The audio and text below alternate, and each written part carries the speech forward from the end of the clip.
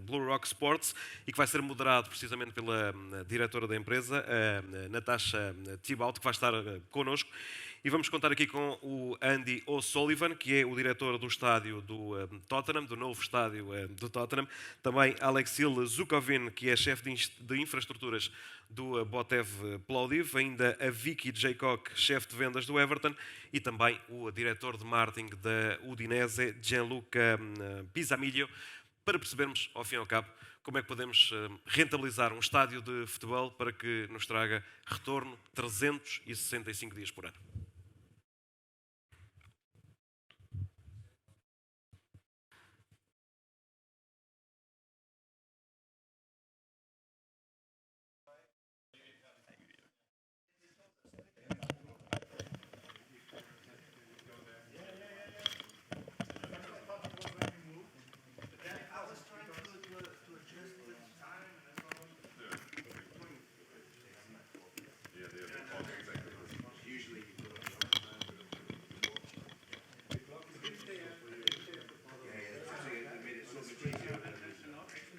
Good morning, everybody. Welcome to this session. So apologies if I repeat what's already joining, so I will introduce us all.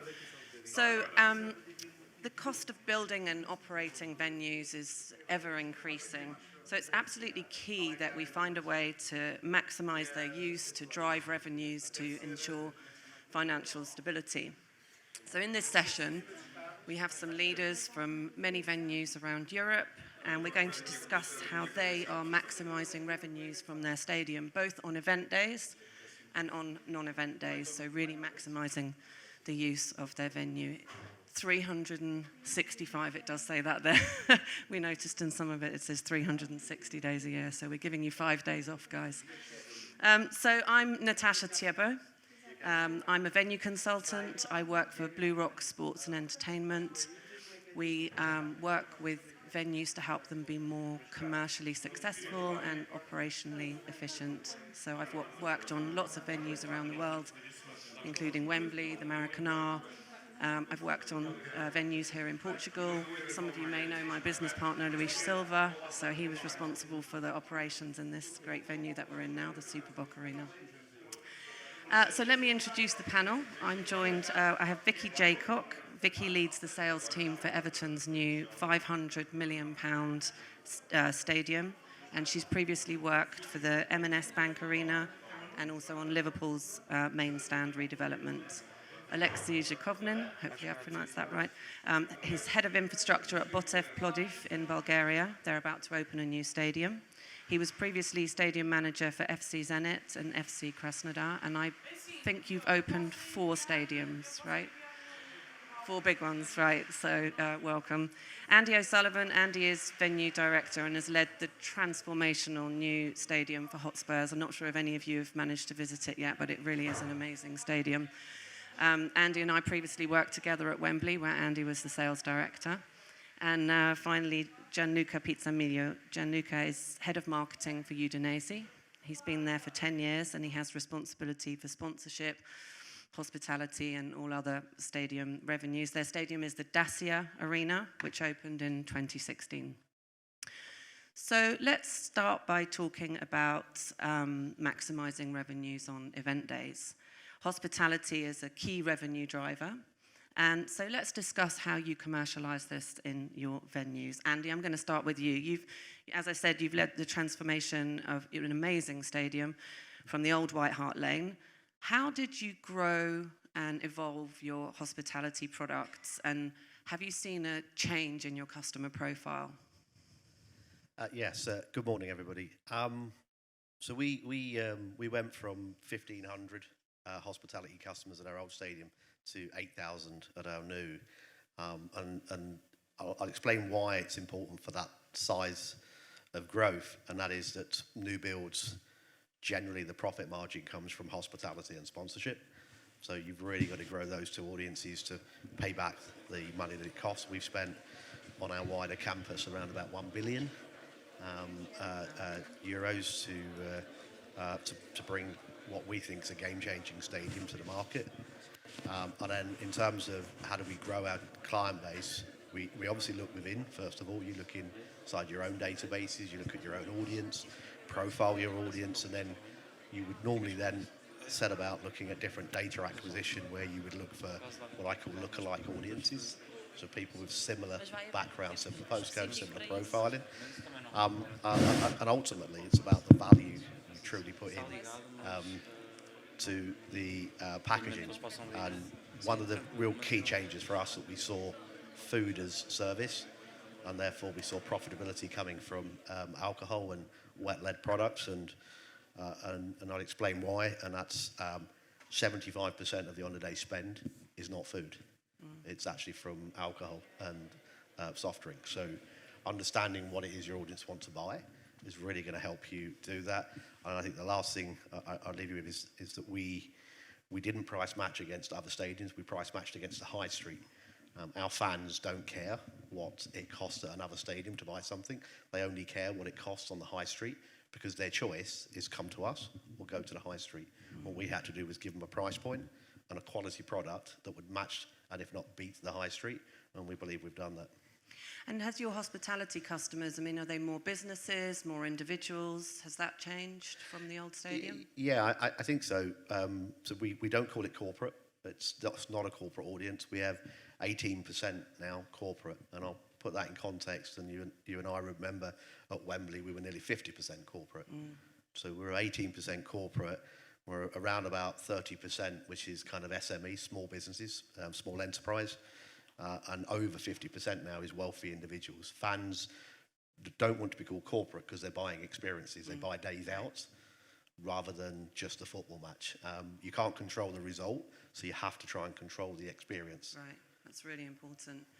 And Vicky, so, we know the world's changing. As Andy said, our customers are changing. When you're building a new stadium, how do you design the product to be right for a changing audience? How do you know what to do? Good morning, everybody. It's great to be in Porto. So, Natasha, in terms of the shift for Everton, the Everton Football Club is one of the most established, one of the original founders of the Football League, a very traditional stadium at Goodison Park. And the transition to a brand new £500 million stadium on Liverpool's waterfront means that we need to take our fans on a journey. And with hospitality in mind, to Andy's point, we need to really blur the lines between what people perceive hospitality to be.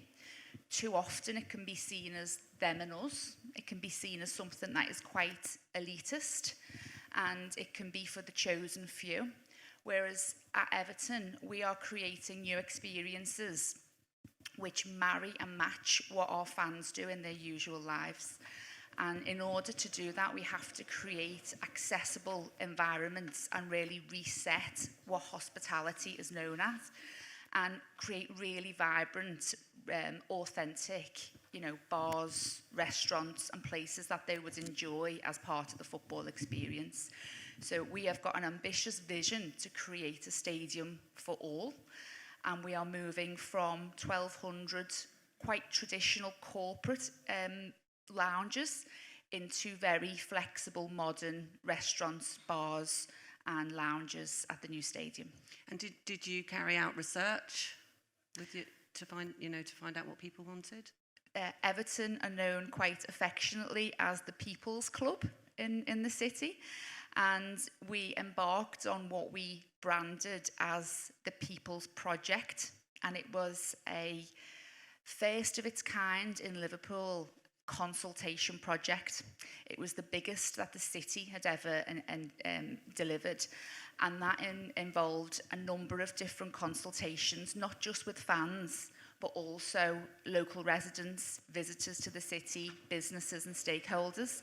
And we set about creating a roadshow environment where we could really establish what visitors to the stadium wanted, not just for football. Right. We are football first. That is our priority. We are Everton's brand new home.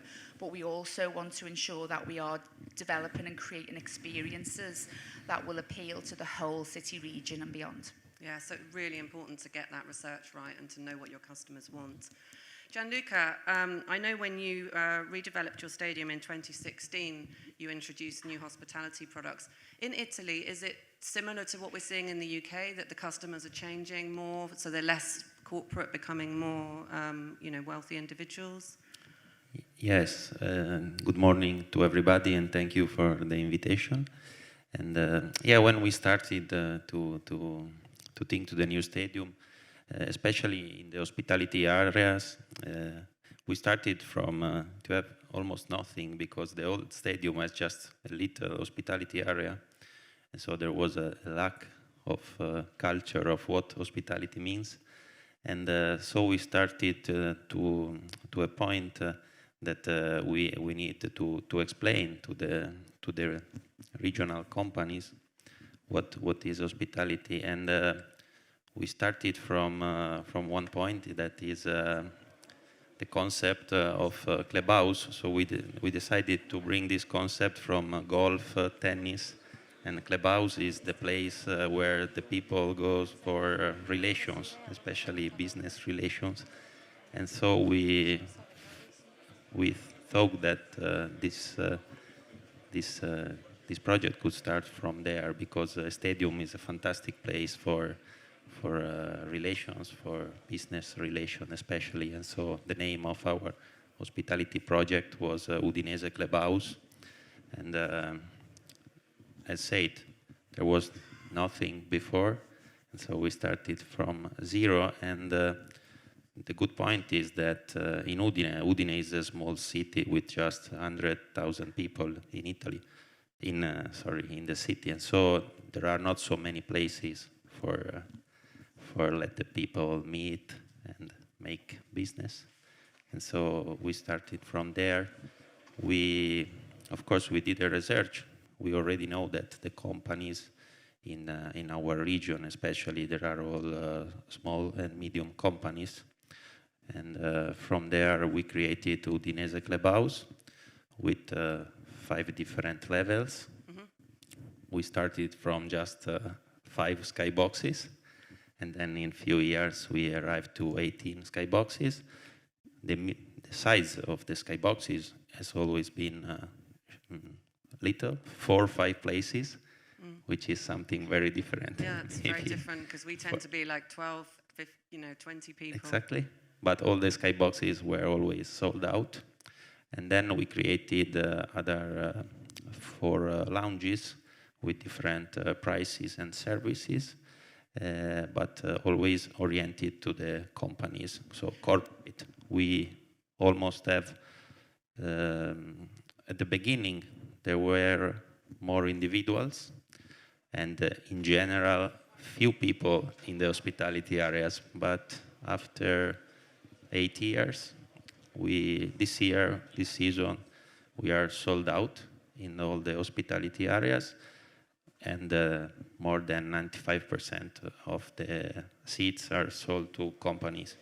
So you're focusing more on developing the business market rather.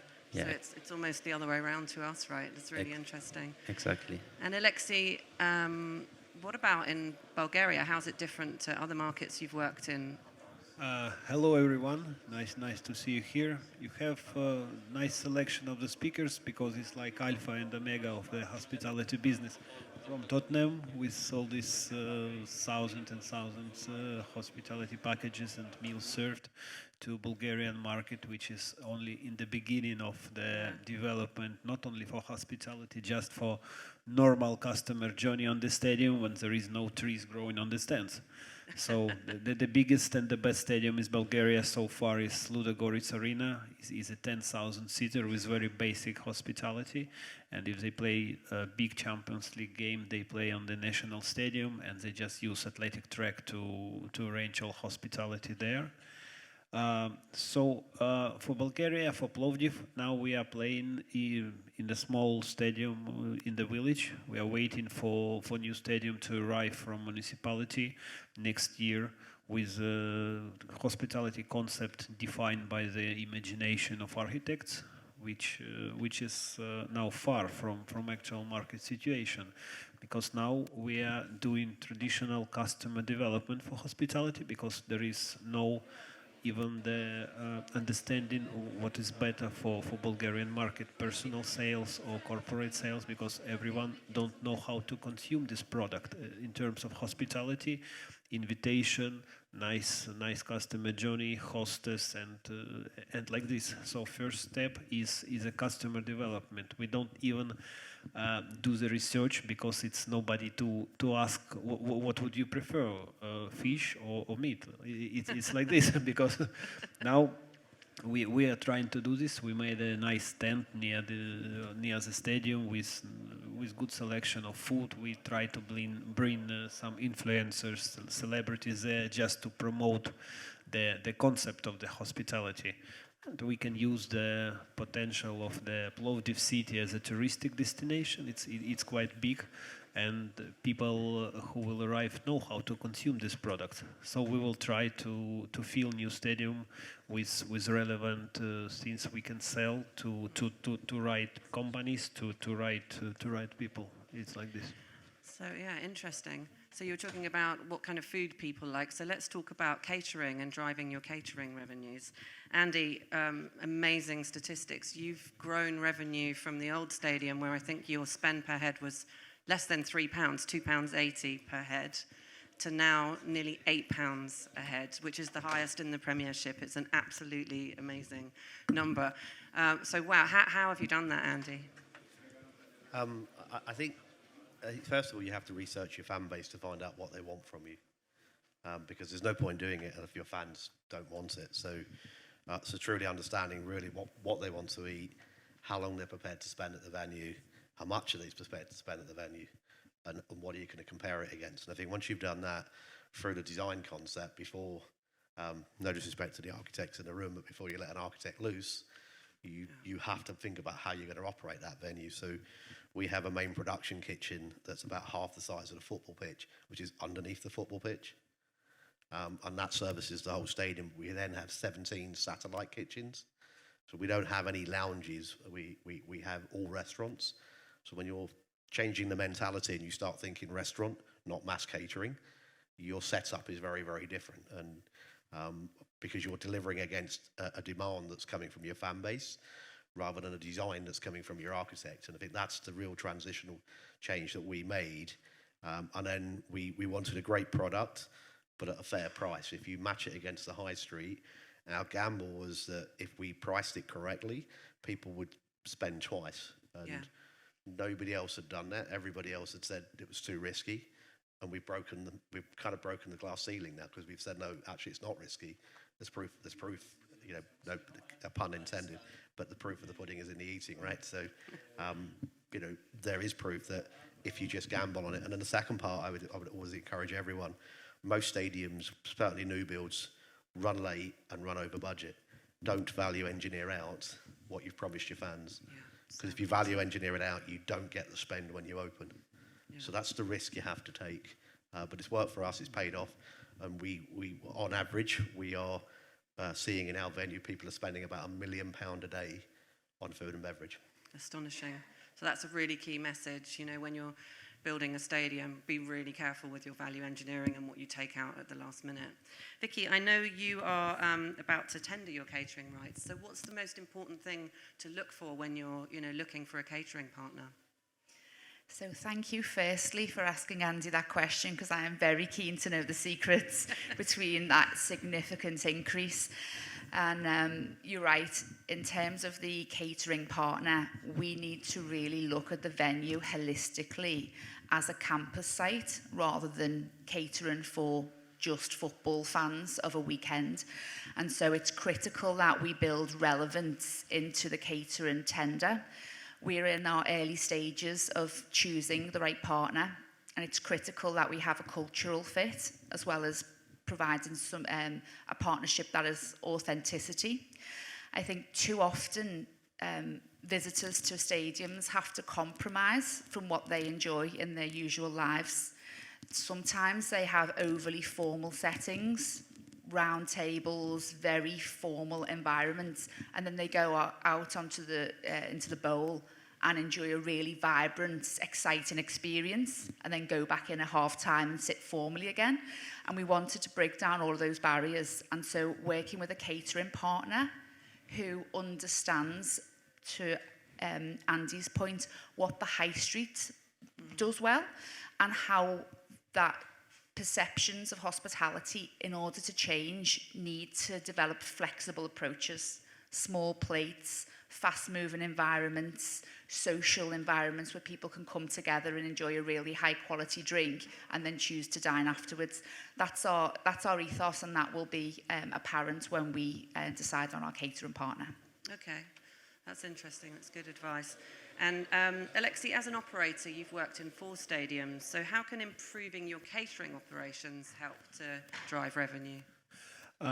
We can use several approaches to do this. First is like traditional approach, when you do nice operations, flow management, that your kiosks are packed and you sell everything. You make a nice planning of the purchases, how much to bring, not to lose a lot of drinks and food into leftovers.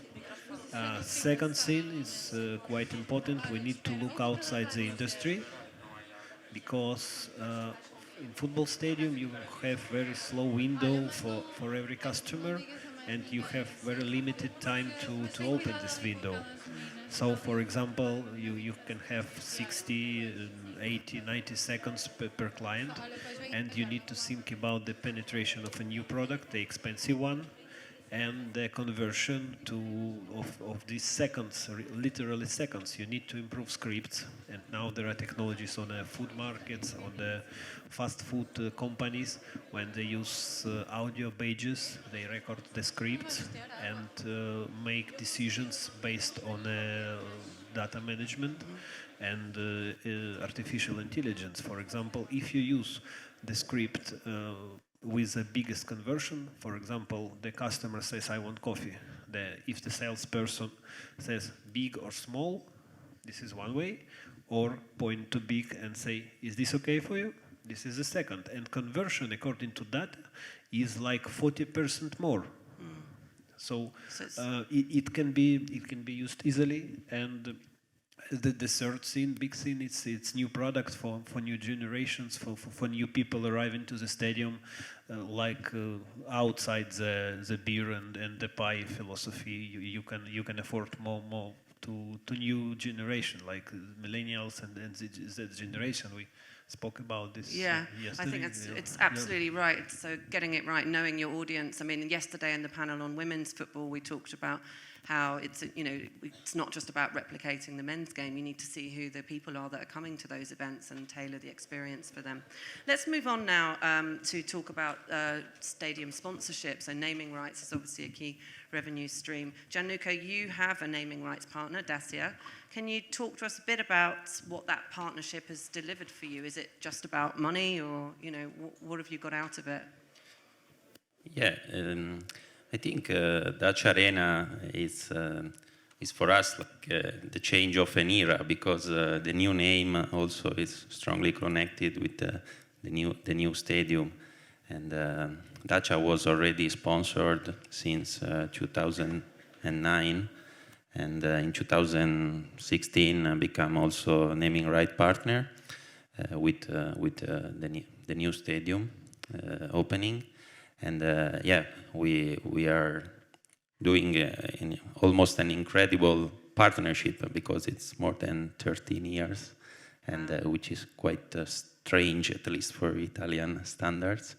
And yes, first of all, I think the name, the new name of the stadium helps to change the total approach to the stadium business, and we saw that.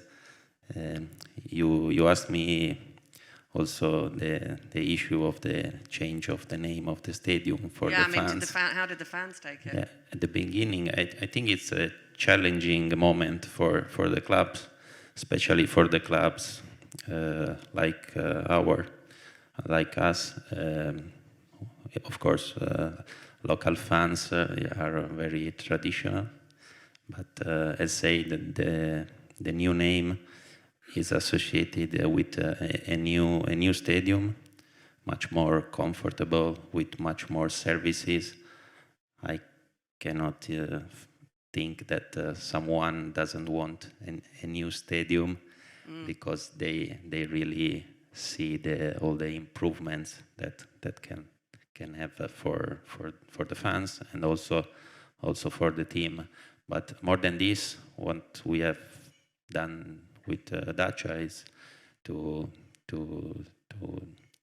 promote the stadium in, for example, of course, they are an automotive brand, so they are working right now in all the, electric and eco-sustainability process. They do a lot of campaigns, communication campaigns on that, and we work a lot on the stadium on this kind of projects. So, for example, to bring green energy in the stadium, to do recycling inside the stadium. So, at the beginning, when we launched the stadium in 2016, the eco-sustainability, it wasn't the issue at the moment. Yeah. On that time, for example, we work with Dacia a lot on the family-friendly stadium, because on that time, family-friendly approach was for Dacia so much important. And for example, thanks also to them, we created the family stand. Also, the stadium has no barriers. It's very good for the young people, for the families. So during the partnership, they changed their focus, and we also try to change ours in an ongoing approach and process. That's really interesting. So it's not just about money, it's about finding a real true partner and who you can align your brand with. So let's move, I'm just conscious of time, let's move to talking about non-event days. So we've talked a bit about what you can do on when you've got matches, but we've got these huge buildings that half the time are standing empty. So how do we really get maximize the use of our venue all year round? Andy, I know you're doing a detailed presentation later. It's at 5:40 today, so hopefully some of you will come along. It's the end of the day, but please do stick around and come and see Andy's presentation because it's really excellent. But just tell us a bit, what have the big wins been for you in activating your stadium all year round? Again, I think it comes back to that initial design concept. You have to plan thinking about 365 days, not thinking about 30 or 40 major bowl days. You've got to think about how people are going to use your building year round. So you've got conferencing and events, you've got stadium tours. We've developed a roof walk where it goes around the roof, and you can now, if those that are up for it, it needs a bit of adrenaline, but we call it the edge, and we literally throw you off the side and you plummet down. Not for me. Yeah, definitely not for the faint-hearted, but those are different things, and later on, I've got a piece around other ideas and concepts we're working on. But we've taken our pressed auditorium and we've put a Cinemaplex screen in there. So we now have Saturday morning kids club, right? So when we don't have a game, we're actually opening our stadium tours to include a cinema experience for children, and really thinking about how do you bring those families back on a regular basis. We do a monthly jazz club in one of our leading restaurants. We use different jazz musicians. So you've really got to think about what that looks like all year round. We have an external fan zone where on bank holidays we do London's biggest barbecue. So, and then as we evolve, we've got our own on-site brewery, so we brew our own beer. We'll do October Beer Fest. So all of those things, you've got to think about the whole calendar, and you've got to think about the whole campus, and all of that generates new ideas, new income, but more importantly, for a football club is new audience. And that's the other thing that you desperately want to grow. So the other 320 days of the year is really helping you grow a new audience. And there's no end to what you can do, but you really do have to be thinking about it at the design stage. Yeah, that's really important. And Vicky, how have you've got a blank canvas, so how have you designed your venue to really maximise its use? Beyond the design of our campus, we also look externally to our neighbouring environments, because Everton Stadium is going to revitalise Liverpool's North Docklands. And for context, it's around a probably around a 10-minute walk from the main city centre. So the stadium development itself will act as a catalyst to regenerate all around that area, and that's part of a £5 billion development.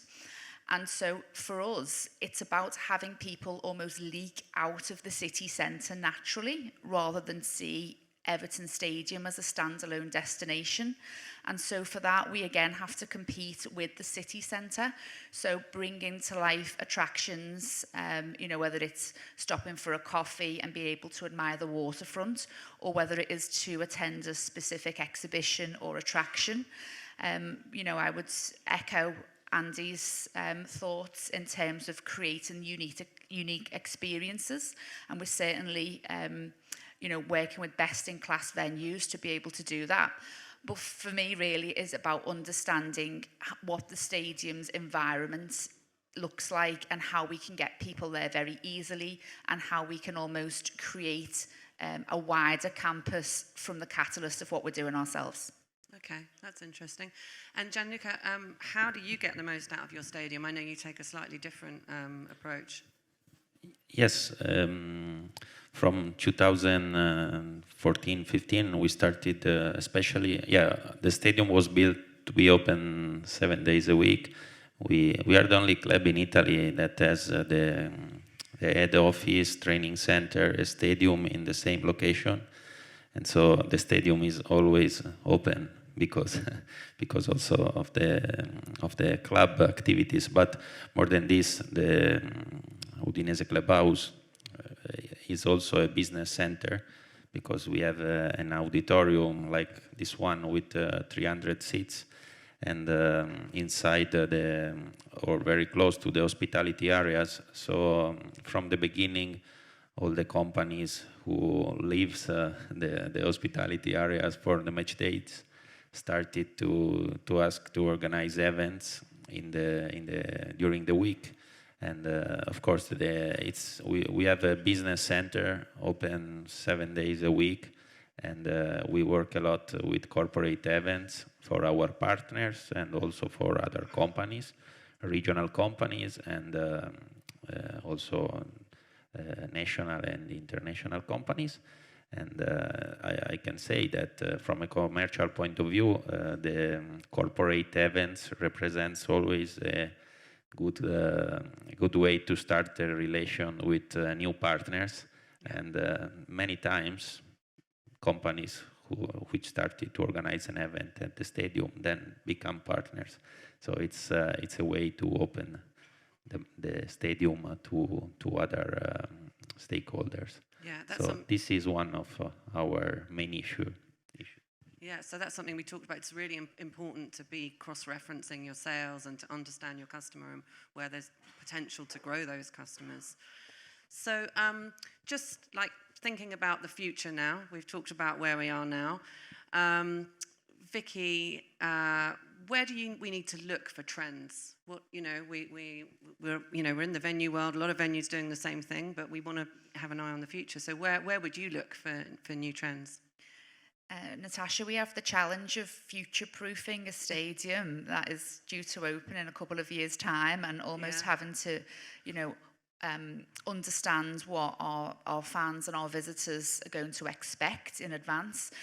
For me, if I was pressed on an answer on trends, I would say that it's around following the tech disruptors and understanding that our customers have an appetite now for instant gratification in terms of being able to get what they want flexibly and quickly at their fingertips. And that's not always through the mobile phone. It could be that because of the likes of Amazon Web Services and other tech giants, they are customizing their offering so specifically to that customer that we have a lot to learn in terms of being able to do that tailoring during an experience. So I would say the technology certainly is a trend in the tech disruptor market, but it comes with a challenge because it's moving so quickly, and we have to future-proof a solution for a few years' time. Oleksii, anything to add to that? Yes, definitely, because we need to think about the past if we want to predict the future. So the stadium is basically a building type. it has its own evolution. Like first in the Roman Empire, it was like a public place for debates and big celebrations like Olympics and so on. Then the sports come to the first role, and we have different types of the stadium, like football stadium, racing grounds, athletic stadium, and so on. When the sport was utilized, then the fans come to the stage, and the security comes to the stage. We receive the number of incidents on different stadiums in the middle of this last century, and in the end of the century, and the security comes first. We have green guide, and a lot of security authorities tell the stadiums how to run the games and how to be safe and secure for the people. After you provide security, the profit comes, and you build a lot of hospitality there to utilize every customer who comes to your stadium to spend more money. And when it's done, you need to think about ecosystem and usage of the whole year of the stadium. So this brings us to a very different framework for projecting the stadium from the start. It's not about the operational part, it's from the start new framework and new stuff used by architects and the project team. So we need to speak more when we project the stadium with hospitality, commercial, ticketing, and everything to create an ecosystem type of the building which can be used. Yeah, I think, it's so important. So many of us have worked in venues where you want to do things, but they're not designed to accommodate them. So, getting that right, getting your strategy right from the outset is absolutely key. So just a couple of, just quickly then, Gianluca, your plans for the future? Yeah, we want to continue to consider the stadium as an incubator of innovation, where projects and ideas can start and continue on a B2B and B2C level. And the second one is to become the greenest stadium in Italy. Fantastic, great aspiration. Finally, Andy, I know you're not someone who's going to stay still for long, so what's next at Spurs? We're actually looking at London's first indoor all-electric go-karting track within our underground car park. So, wow. So that we would look to open next year. Come and visit soon, everyone. That and the roof walk, that's a great day out. And then we've got a hotel, 600 apartments, and a wider expansion of the campus. So there's still another 5 to 10 years of development to go. Well, good luck with that. So thank you very much to my panelists, and thank you to you all for listening. Hopefully you found it an interesting session. And if you do have any questions, please do come and find us. We're really open. We'd love to talk to you. So please come and find us in the break. Thank you very much, everyone.